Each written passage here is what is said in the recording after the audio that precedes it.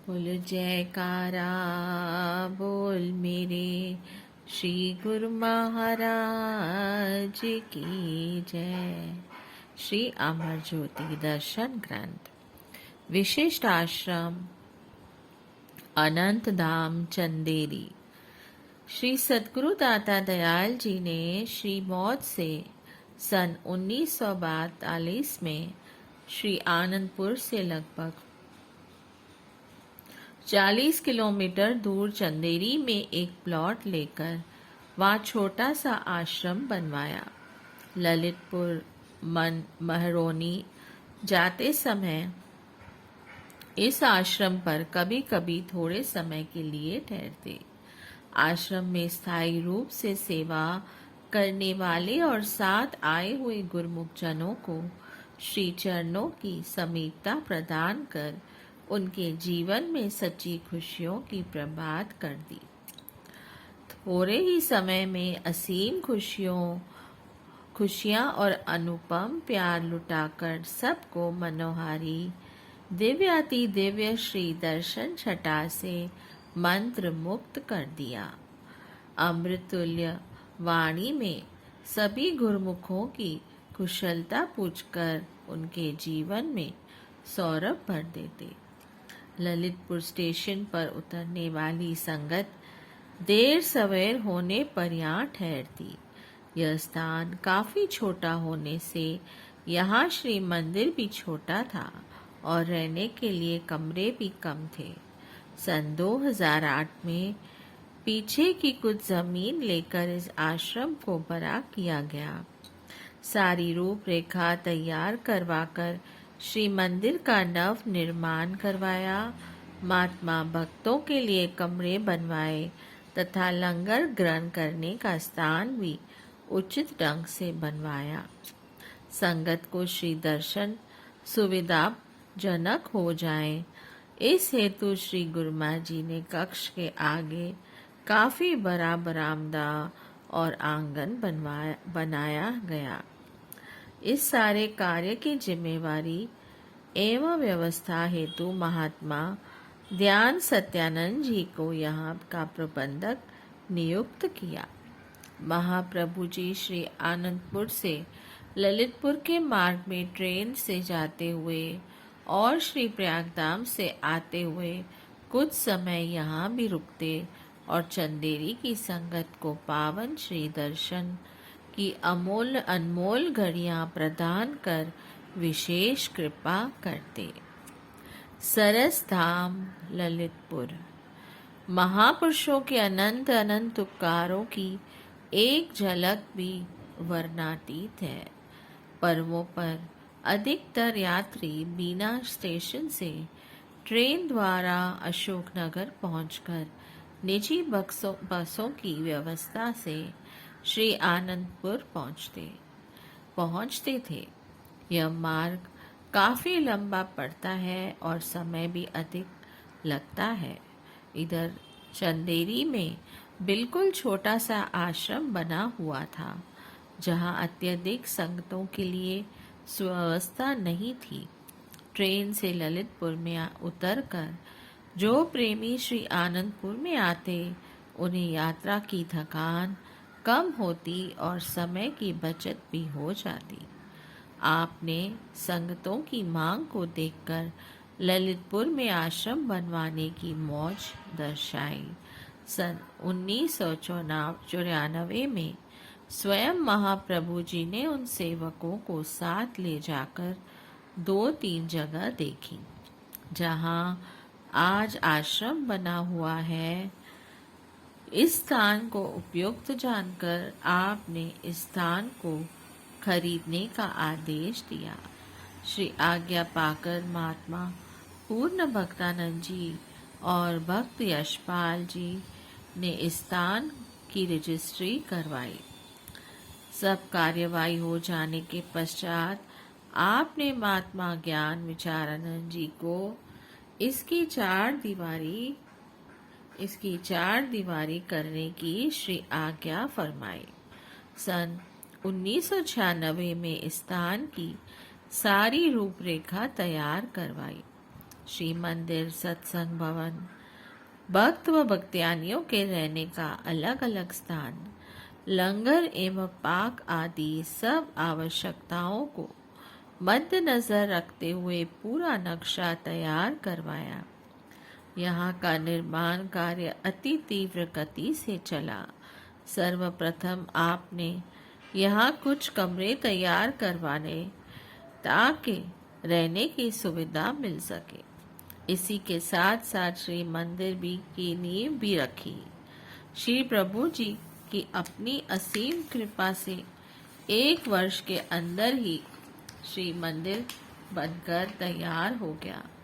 आपने इसका भव्य उद्घाटन करते हुए पावन वचनों में फरमाया, आप गुरुमुखों के कितने अभाग्य हैं कि जिनको ऐसा दुर्लभ, अनमोल और सुनहरी अवसर मिला हुआ है।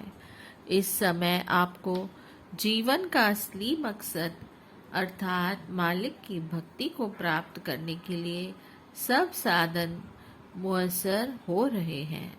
दुनिया की हर एक चीज इंसान को किसी न किसी तरीके से मिल सकती है, मगर हर तरह से इंसान को सुख देने वाली, लोक में सुखी रखने वाली और परलोक भी सुवेला बनाने वाली वह मालिक की भक्ति केवल आप जैसे गुरुमुखों को ही हासिल है। आप बहुत ही भाग्यशाली हो जिनको ऐसा दुर्लभ समय मिला है और साथ में दुर्लभ वस्तु अर्थात भक्ति प्राप्त हो रही है। इसलिए हर गुरुमुख को अपने दिल में यह विचार होना चाहिए कि जब ऐसी दुर्लभ वस्तु, कीमती चीज जो कि कहीं भी किसी भी जगह में नहीं मिल पाती और सुख, शांति एवं आनंद प्रदान करने वाली है, तो इसको कैसे प्राप्त करें। इसे प्राप्त करने के लिए गुरुमुख को हर वक्त इस कोशिश में होना चाहिए कि उसका हर श्वास, सारा समय उसी भक्ति को हासिल करने के लिए लगा रहे, ताकि ऐसा समय हाथ से निकल न जाए और इंसान की हसरत दिल में ही न रह जाए, क्योंकि यह ऐसा समय है जो बार बार नहीं मिलता और ऐसा संयोग है जो हर किसी को नसीब भी नहीं होता। इसलिए ही गुरुमुखों के भाग्यों की सराहना की गई है। इस संसार में पहले तो मनुष्य जन्म की प्राप्ति होना ही बड़ा दुर्लभ है, फिर सत्पुरुषों की संगति का मिलना उससे भी दुर्लभ है। पुनः ऐसे भक्ति के साधन मुयस्सर हो जाने बड़े अब बड़े ही ऊंचे भाग्यों की निशानी है। इसलिए महापुरुष गुरुमुखों को जो उनके संपर्क में आ जाते हैं, उनको हमेशा इस बात से होशियार करते हैं, चेतावनी देते हैं कि यह समय, यह संयोग हर वक्त नहीं मिलता। इसलिए आप पूर्ण सतर्कता से इस वक्त का फायदा उठा लो। यह समा फिर कर नहीं मिलता बार बार, वक्त और सामान कब मिले हर एक बार, वक्त और सामान कब मिले हर बार है। तू यह दिल में जानता है, मैं नहीं मरने का कभी, पर नहीं मालूम तुझको कि दम की क्या बुनियाद है। उम्र का लम्हा अब तो छिपने के नजदीक आ गया, फिर सिर पर आ खड़ी मौत की छनकार है। नींद और गफलत से जो नहीं सुनेगा इस बात को, फिर पछताएगा बाद में, होना पड़े जब ख्वार है। गुरुमुखों, महापुरुष ही यह चेतावनी देते हैं कि ऐसा समय, ऐसा संयोग इंसान को बार बार नहीं मिलता। यह इंसान तो तभी पता चलता है जब सत्संग की रोशनी में आता है। आम दुनियादारों को तो यह पता ही नहीं कि असली काम कौन सा है। वे हर समय इन्हीं झमेलों में दुखी रहते हैं, अशांत हैं और उल्टे उल्टे काम करने में अपने जीवन के मकसद को गंवा रहे हैं, जीवन बर्बाद कर रहे हैं। मगर उनको कौन समझाए। सभी को तो माया की लगन है, माया की ही सब रचना है और माया ने ही सब जाल फैला हुआ है। माया के फंदे में आकर जीव को कुछ सूझ नहीं पाता।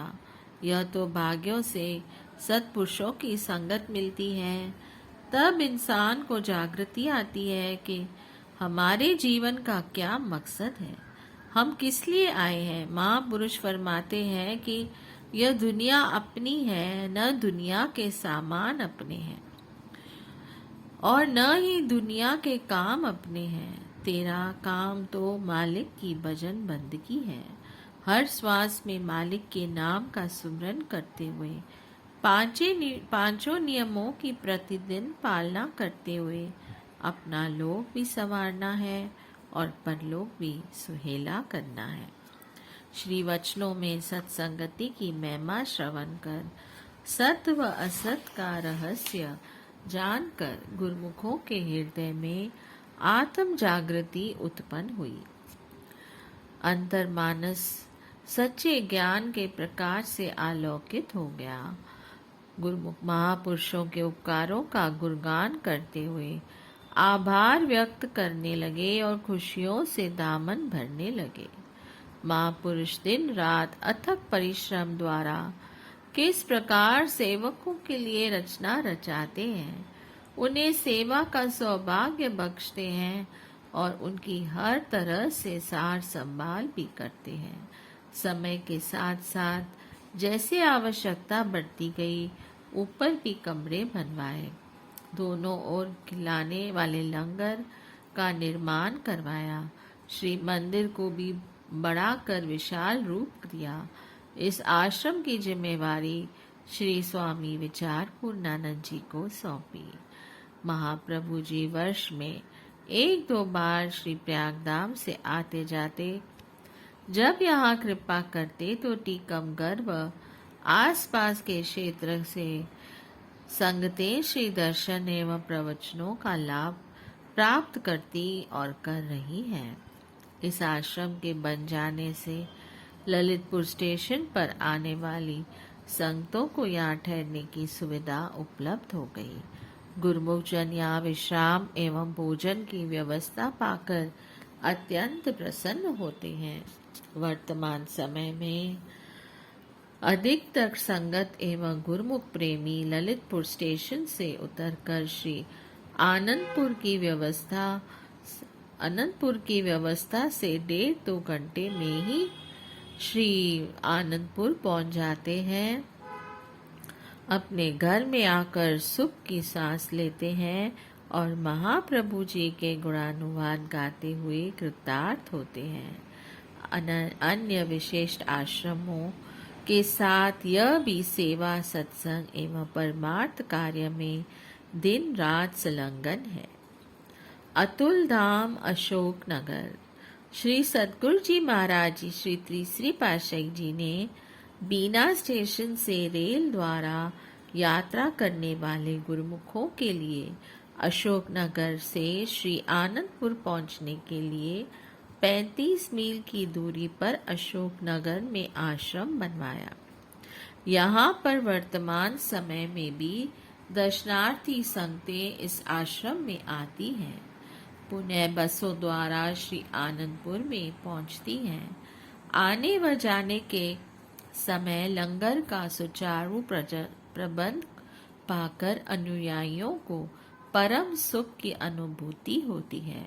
श्री परमहंस दाता दयाल जी श्री पंचम पातशाही जी ने यहाँ पर कच्चे बने हुए स्थानों का नव निर्माण करवाया। हवादार खुले बस स्टैंड का स्थान बनवाया। संगतों की सुविधा के लिए बड़े बड़े स्नानघर एवं पीने के ठंडे पानी की मशीनें लगवाई। आवास स्थान की ओर भी इस प्रकार पूरे क्षेत्र की रूपरेखा को बदल दिया। इस आश्रम में श्री परमहंस अद्वैत मंदिर का धूमधाम से मुहूर्त किया। यहाँ पर प्रातः साय पास बने हुए घरों में रहने वाले गुरुमुख परिवार श्री आरती पूजा करने आते हैं। प्रत्येक मास के प्रथम रविवार को यहाँ भंडारे का आयोजन किया जाता है। श्री आनंदपुर से प्रबंधक महात्मा जन भी इस कार्यक्रम में सम्मिलित होते हैं।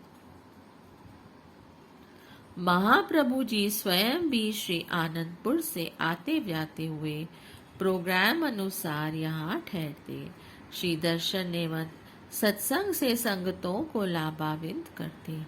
यहाँ के निवासी अनुयायी परिवारों के पूर्ण पुण्यों का संचय इन्हें गुरु भक्ति के स्वरूप में मिल गया है। आश्रम तथा श्री आनंदपुर तीर्थ धाम की समीपता का महान सौभाग्य पाकर इन्हें आत्मानंद और परम सुख की प्राप्ति का वह अनमोल खजाना मिल गया जो कई वर्षों के कठोर तप साधना के द्वारा मिलना भी असंभव था। यहाँ पर गुरुमुख प्रेमी सेवा, सुमिरन, सत्संग तथा दर्शन ध्यान के साधन अपनाते हुए मानव जन्म का कर्तव्य पूर्ण करते हुए कृतार्थ हो रहे हैं। बोलिए जयकारा, बोल मेरे श्री गुरु महाराज की जय। जय सच्चिदानंद।